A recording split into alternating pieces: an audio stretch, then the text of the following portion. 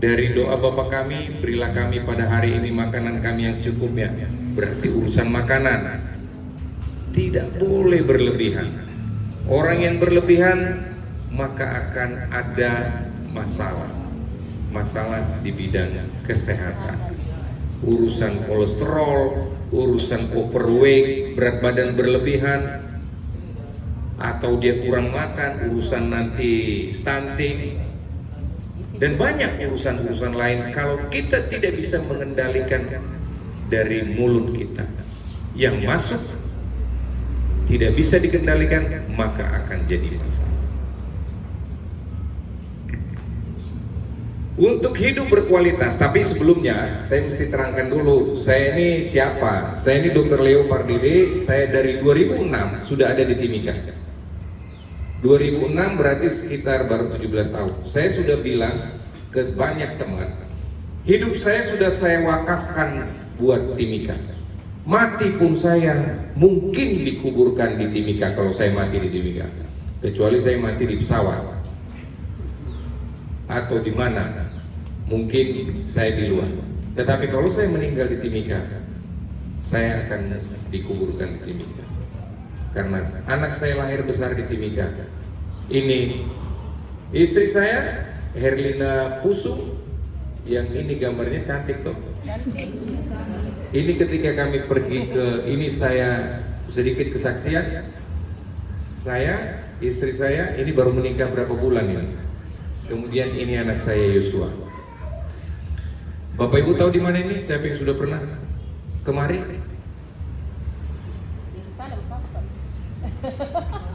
Ini gunung di mana Musa dapat perintah Allah. Ini Gunung Sinai. Pas di puncak gunung ini ada, mau dibilang gereja, tapi seperti inilah bentuknya. Ketika itu kami berangkat dari hotel subuh jam 3, jalan naik onta, kemudian di pertengahan jalan kami harus naik jalan kaki. Dan Yosua di pertengahan jalan tidak bisa berjalan, dia so capek, dingin. Saya berdoa sama Tuhan, Tuhan berikan saya kekuatan. Saya gotong dia dengan berat mungkin 30 kilo kah, atau 35 atau 40 mungkin. Saya gotong sampai ke atas. Dan saya berhasil, saya menangis, Tuhan terima kasih. Saya bawa istri dan anak ke Gunung Sinai pada saat itu. Kemudian ini ketika ini sebenarnya saya potong Pak Pendeta. Pak Pendeta masih ingat ini? Gambar ini? Saya tidak enak juga menampilkan panjang-panjang di sini, jadi saya potong. Ini ketika kami, inilah lengkapnya. Yosua, Jeremy, Jovanka. Ini istri saya. 2006 saya tiba di Timika ini tanggal 26 bulan 6. Saya tetap ingat. 26 bulan 6 2006 saya sampai di Timika. Saya lihat bandara seperti kandang kuda sebenarnya. Tetapi ketika saya dibawa jalan sampai masuk ke tempat kerja di Rumah Sakit Mitra Masyarakat, ada satu rasa plong. Ini tempat saya. Dan saya sampai 2013 di sana. Setelah saya menikah dengan Ibu Herlina, kami punya visi. Karena saya bilang, dulu kan dia kerja di bank Niaga. Ketika dia mau menikah sama saya bilang kau pindah bank Leo. Kalau kau mau menikah dengan saya, akhirnya kami menikah. Ini sekilas dengan keluarga saya, dan sampai sekarang saya tetap melayani di Rumah Sakit Kasih Herlina, dan saya tetap membantu apapun kebutuhan gereja. Selama saya mampu dan kuat, saya pasti support, terutama dalam bidang skill saya, bidang kesehatan reproduksi, bidang advokasi, bidang coach. Saya juga belajar coach, saya juga belajar sedikit teologi untuk hal-hal yang saya pikir, karena saya di majelis saya harus menguasai teologi. Itu yang harus saya miliki untuk melayani jemaat. Cara medis bagaimana? Tetapi ada dasar firmannya. Sebelum kita masuk ke cara medis, kita lihat dasar firmannya apa. Inilah dasar firman untuk hidup berkualitas. Ini dasar firman. Di 1 Korintus 6 ayat 19, berbunyi, atau tidak tahukah kamu bahwa tubuhmu adalah bait Roh Kudus yang diam di dalam kamu? Roh Kudus yang ada, Roh Kudus yang kamu peroleh dari Allah. Kita dapat Roh Kudus itu dari Allah. Dan bahwa kamu bukan milik kamu sendiri. Kita ini milik Tuhan. Tubuh kita inilah gereja. Kita harus jaga tubuh kita. Tubuhmu adalah bait Roh Kudus, maka tubuh kita ini tidak boleh dikotori dengan hal-hal yang tidak baik. Ini dasar firman-Nya. Maka perilaku kita harus perilaku hidup yang bersih dan sehat, supaya kita tidak sakit. Memang Tuhan Yesus datang 3 hal. Tuhan Yesus datang 3 hal. Ketika dia ingin menebus kita, dia tidak mau manusia yang diciptakan itu menjadi milik iblis, hidup di neraka. Dia datang untuk membayar dosa dan pelanggaran kita. Yohanes 14 ayat 6, akulah jalan dan kebenaran dan hidup. Tidak ada sampai kepada Bapa kalau tidak melalui aku. Itu Yesus bilang. Jadi siapa yang selamat, siapa yang mau masuk kerajaan surga, harus percaya Tuhan Yesus dulu. Mau pintar, Amsal 1 ayat 7. Takut akan Tuhan adalah permulaan pengetahuan. Orang bodoh menghina hikmat dan pendidikan. Jadi dasarnya itu mau pintar, harus takut akan Tuhan dulu. Minta maaf Pak Pendeta, saya sepertinya saya berkorban. Tetapi ini dasarnya semua supaya kita hidup berkualitas di masa usia lanjut. Kita mau anak kita berkualitas, takut akan Tuhan dulu. Jadi orang tua itu jadi contoh kepada anak-anaknya. Kalau mau anaknya mau jadi dokter, dia harus jadi contoh. Mau anaknya tidak merokok, orang tuanya tidak boleh merokok. Contoh. Itulah patron namanya. Supaya berhikmat, Amsal 9 ayat 10. Permulaan hikmat adalah takut akan Tuhan. Jadi semuanya di situ, supaya kita punya hikmat dan bijaksana. Kuncinya takut akan Tuhan. Kalau takut akan Tuhan bukan seperti melihat hantu. Takut akan Tuhan artinya kita melakukan hukum-hukumnya. Kita mau melanggar perintahnya, ya jangan dong. Artinya kita takut. Oh ini melanggar. Supaya teratur harus ada aturan. Maka Tuhan Yesus bikin hukum. Hukum kasih. Matius 23 ayat 37 sampai 40. Mengasihi Tuhan Allah, makanya kita salib dan mengasihi sesama. Ini hukumnya. Keluaran 20. Di situ ketika Musa dapat Taurat, hukum moral itu. Hukum pertama sampai ke-4 menyatakan hubungan antara manusia dengan Tuhan. Hukum ke-5 sampai ke-10 menyatakan hubungan manusia dengan manusia. Makanya disempurnakanlah hukum itu di dalam Matius 23. Itulah dasar firman-Nya untuk hidup berkualitas. Tetapi manusia punya free will, kehendak bebas. Sama seperti Tuhan memberikan kehendak bebas kepada Adam dan Hawa di Kejadian. Ketika Tuhan ciptakan manusia, Adam dan Hawa, pohon yang di tengah ini tidak boleh kamu makan. Tapi apa yang dilakukan manusia? Kehendak bebasnya untuk mengetahui, untuk melanggar. Akibat pelanggaran apa? Akibat dosa, maut. Maka semua akibat-akibat dari mulut kita yang masuk ke dalam mulut kita, yang kita tidak bina rohani dan jasmani kita, maka kita tidak bisa hidup berkualitas. Hidup berkualitas itu kalau Alkitab Mazmur bilang 90 ayat 10, masa hidup manusia 70 tahun. Kalau dia kuat sampai 80, di atas 80 penderitaan. Itu kalau Mazmur. Kalau kita Kejadian ayat 6 ayat 3, rohku tidak selama-lamanya berada pada manusia itu, maka hidup manusia itu hanya 120 tahun maksimum. Apakah ada yang 120? Ada. Ada yang 100? Ada. Mau hidup 100? Silakan pilih. Kan pilih. Mau tuh ibu? Mau. Supaya hidup berkualitas di usia 100 tahun, apa yang harus dilakukan? Dasar firman yang berikutnya, 1 Timotius 4 ayat 8. Latihan badani terbatas gunanya, tetapi ibadah itu berguna dalam segala hal, karena mengandung janji baik untuk hidup ini maupun untuk hidup yang akan datang. Artinya fisik kita pasti ada batasnya. Pengkhotbah bilang semua ada masanya. Ada waktu kita juga. Saya sudah pernah bilang ke anak saya, Yosua, kalau Tuhan kasih hidup buat papa berdasarkan Mazmur, kalau cuma 70 tahun Yosua, papa ini sekarang sudah 55. Berarti papa hidup 15 tahun lagi. Apakah pernah kita menghitung bahwa hidup kita ini berapa tahun lagi? Belum. Setiap ulang tahun panjang umurnya, padahal kesempatan kita hidup di dunia sudah berkurang. Apa yang kita sudah siapkan buat anak cucu kita? Apakah kita pernah memikirkan itu? Mari kita renungkan. Kita renungkan bersama. Saya hidup 15 tahun lagi kalau 70. Kalau 80, 25 tahun lagi.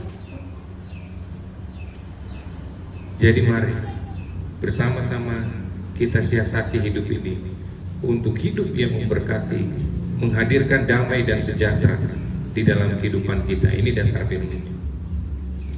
Jadi ibadah ya, ibadah itu ada punya janji.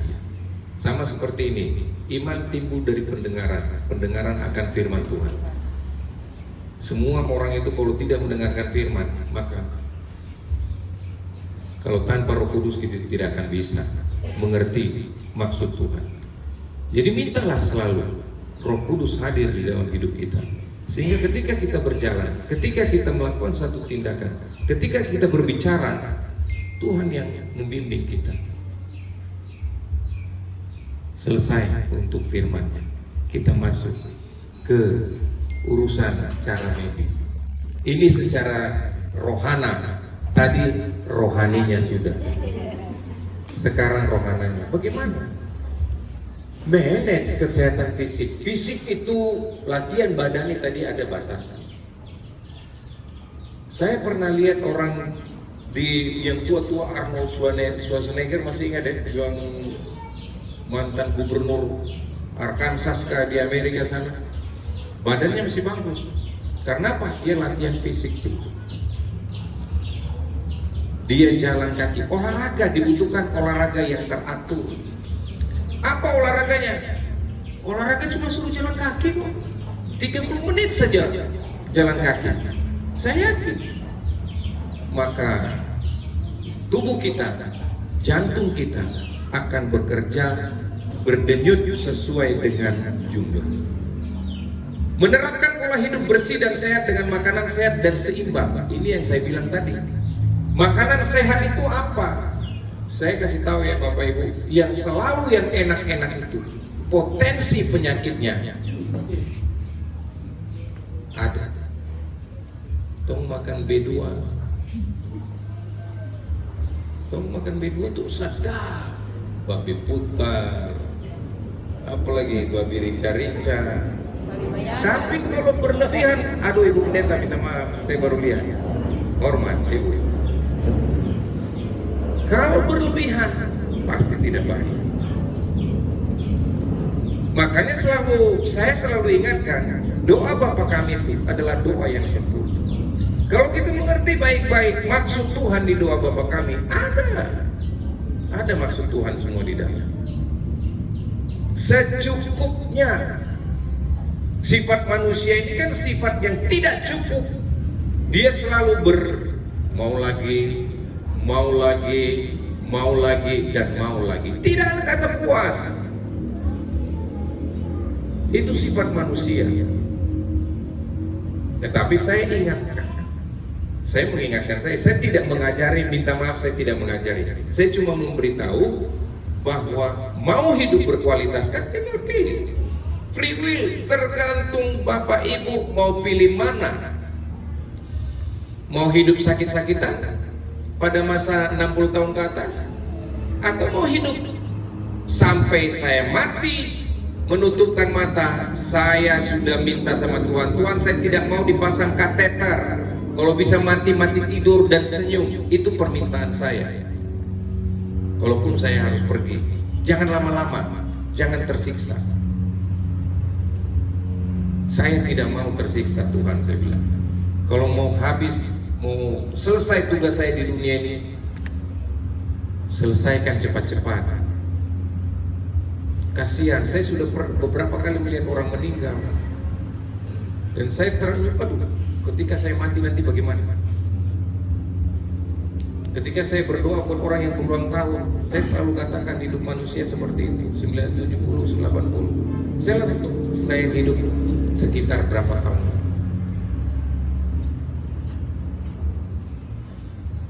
Pola hidup bersih dan sehat, ya tentunya bagaimana bersih dan sehat? Ya lingkungan kita sehat, supaya tidak digigit nyamuk malaria. Bagaimana lingkungannya tidak ada genangan air, supaya tidak digigit demam berdarah. Itu nyamuk dia punya shift jaga ya, jangan pikir tidak ada. Shift jaga nyamuk demam berdarah jam 6 pagi sampai jam 6 sore. Itu shiftnya nyamuk demam berdarah menggigit. Siang, pagi sampai sore. Jadi kalau ada orang demam berdarah, berarti itu nyamuk yang orangnya tidur sore Kak. Kalau malaria itu dari jam 6 sore sampai jam 6 pagi, itu shift mereka jaga. Siapa yang kita mau teto? Ya, begitu. Itu dari segi lingkungan. Penyakit itu cuma 3 masalahnya: host, faktor, dan environment. Host itu artinya tubuh manusia. Faktor apa? Virus kah? Bakteri kah? Atau ada insekta atau nyamuk? Kemudian environment adalah lingkungan. Lingkungan kita kalau bersih dan sehat, maka otomatis nyamuk tidak mungkin bertengger di situ. Kalau kita gantung-gantung kain-kain di pinggir di kamar, itu tempat nyamuk bersembunyi. Coba nanti lihat. Ya. Makan sehat yang seimbang. Saya pernah mempublikasikan Gedi. Tahu sayur Gedi? Tahu. Enak atau tidak? Enak. Berkat yang Tuhan berikan, minta maaf ya, adalah salah satunya orang bisa buang air besar. Siapa yang pernah tidak buang air besar selama 3 hari? Ada atau 2 hari? Biasanya ini sering terjadi pada ibu hamil. Karena masalah ibu hamil itu ada pengaruh hormon progesteron, menyebabkan peristaltik ususnya melemah, dan dia akibatnya pasase atau aliran dari makanan itu terlambat dan berkumpul di usus sampai ke anus. Ketika dia mau buang air besar, sakit luar biasa. Sakit, ada yang datang ke rumah sakit, saya sudah tidak buang air besar 3 hari. Akhirnya dia buang-buang tuh. Jadi jangan pikir bahwa berkat itu cuma identik dengan finansial. Salah. Berkat itu tidak identik dengan finansial. Kita sehat itu berkat. Kita bisa bernafas itu berkat. Kita bisa buang air kecil itu berkat. Kita bisa buang air besar setiap hari itu berkat. Kalau ada yang tidak buang air besar setiap hari, berarti ada masalah di dalam komposisi makanan Bapak Ibu. Komposisi makanan yang baik adalah 60% serat. Serat itu dapat dari sayur-sayur, buah, pepaya, kemudian apel, atau gedi yang murah. Saya tanam gedi Ibu Pendeta di rumah. Kalau tidak percaya nanti Ibu tanya, Ibu Pendeta tanya sama istri saya, ada gedi di rumah.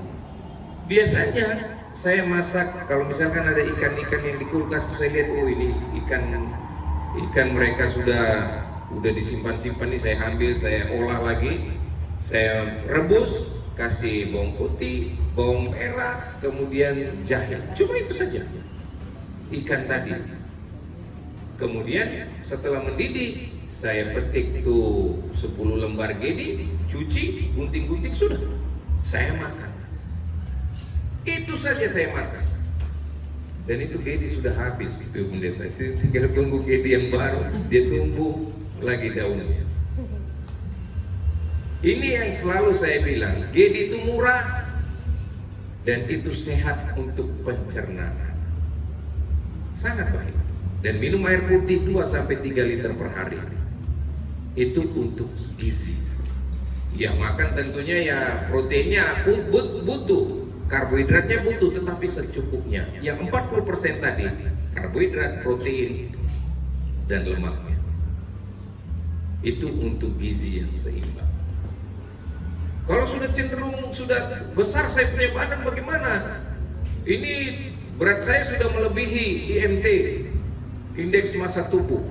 Ini saya sudah overweight. Apa yang harus dilakukan? Ya jaga, mungkin perlu puasa.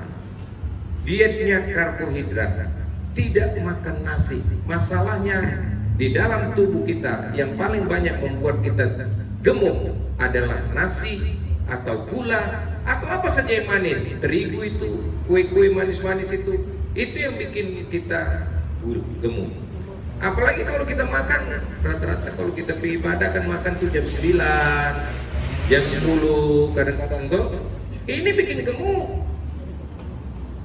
Coba Bapak Ibu perhatikan, kalau saya pesta, saya tidak pernah makan lagi. Karena saya cukup makan malam hari cuma buah saja. Saya mau hidup berkualitas.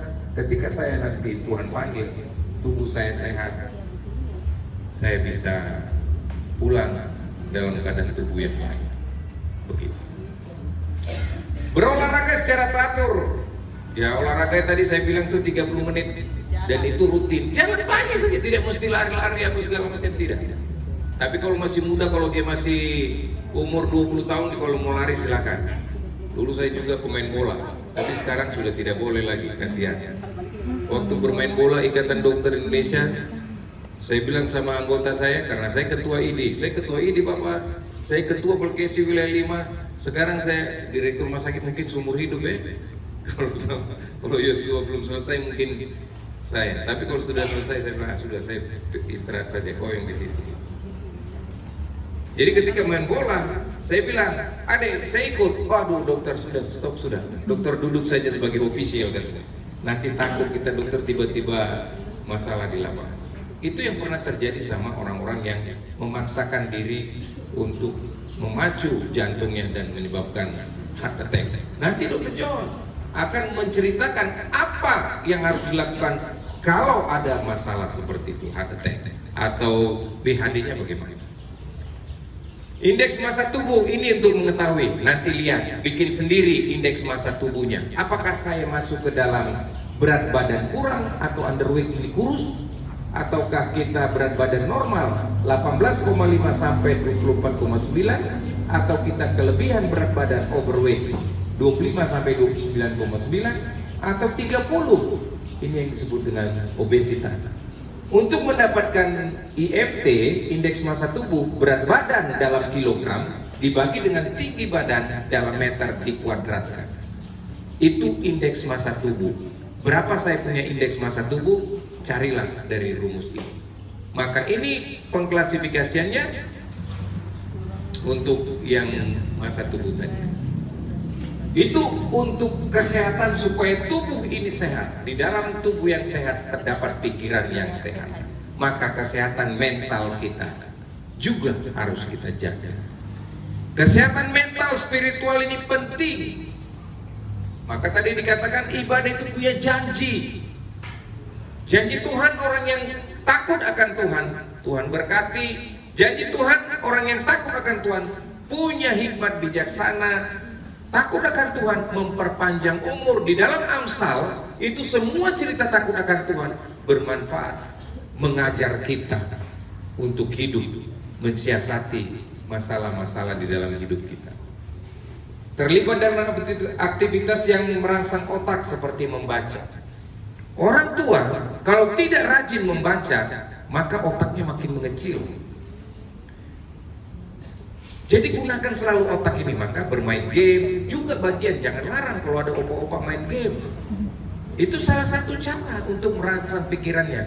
Tetapi ada orang tua yang membaca udah sampai 90 tahun, kerjanya membaca Alkitab terus, dia ulang terus. Dan pikirannya masih bagus, masih mengerti 90-an tahun. Masih hidup sampai sekarang.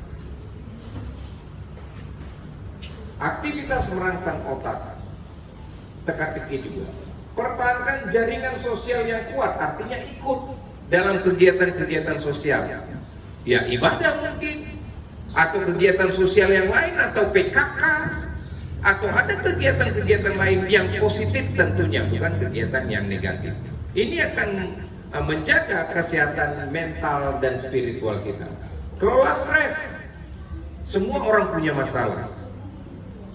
Tak ada manusia hidup tanpa masalah. Jangan punya slogan seperti Pegadaian, menyelesaikan masalah tanpa masalah. Masalah itu pasti ada. Apakah saya tidak punya masalah? Ada. Saya punya 160 karyawan dengan 160 karakter. Saya harus menyelesaikan mereka. Saya punya anggota keluarga di rumah, istri, anak, 3, 1 orang kerja. Punya masalah, punya. Tetapi bagaimana memanage masalah ini dengan baik? Maka perlu hikmat dan bijaksana. Amsal 9 ayat 10. Kalau kita buat dasar perjalanan hidup kita adalah Alkitab, saya yakin maka damai dan sejahtera ada dalam hidup rumah tangga kita. Tidak ada pukul-pukulan, sangsa istri dipukul, tidak ada datang mabuk, itu bukan dasar firman dia. Tidak takut akan Tuhan, dia cuma mengikuti nafsu dia bahwa saya harus seperti ini. Kelola stres tadi, ya bila perlu coach, ada konselor, maka butuh ada psikiater untuk mengelola jiwa manusia. Saya ini pernah ikut pelatihan coach, pendeta, sama dengan Pak Tommy Sikung, sama-sama dengan Otto Patikai Hantu yang dari Salamangusa. Kami ikut coach. Menjadi coach itu mendengarkan, kami cuma mau mendengarkan. Saya konselor di dalam, ya seperti Pak Pendeta yang dari Jayapura, pendeta konselor yang selalu buat pelatihan konselor. Pak Pendeta dulu, Pak Pendeta The Veritas kan ikut konselor tuh. Pak Pendeta apa? Ibu apa? Iya. Saya lebih dahulu jadi konselor di Timika dan saya punya sertifikasi Mahkamah Agung, bahkan saya sudah dilegalisasi sama pengadilan bahwa saya sebagai konselor. Menjadi konselor itu hanya mau mendengar saja kita, kemudian mencari solusi untuk orang yang bermasalah. Menjadi coach juga begitu, kita mendengarkan. Dan yang punya penyelesaian itu adalah dari yang bersangkutan. Kita cuma bertanya, menurut ibu bagaimana? Menurut bapak bagaimana? Apa kira-kira solusinya yang mau dibuat? Pasti dia punya solusi. Apa maunya dia? Umat Kristen, kalau dikatakan Kristen, pasti dia pengikut Kristus. Tetapi banyak kita ini yang bilang Kristen tetapi tidak mengerti bahwa kita itu pengikut Kristus. Kalau kita pengikut Kristus, berarti kita pelaku hukum kasih. Jemaat mula-mula itu kan dikatakan Kristen. Kristen itu tidak agama. Pengikut Kristus pertama-tama itu disebut dengan Kristen. Itu ada di Alkitab. Kenapa disebut Kristen? Karena mereka pengikut Kristus. Karena mereka pelaku hukum yang diajarkan Kristus. Kemudian pertimbangkan untuk tetap aktif secara sosial, bergabung dalam lain tadi sama seperti ya. Kesehatan keuangan. Uang bukan segala-galanya, tetapi segala-galanya butuh uang. Betul tidak? Betul. Ibu datang kemari keluar uang tidak? Ojek berapa? 5.000. Pulang pergi? 10. Jadi ada harga yang harus dibayar. Ini kalau saya bicara di apa? Ini saya dibayar ini.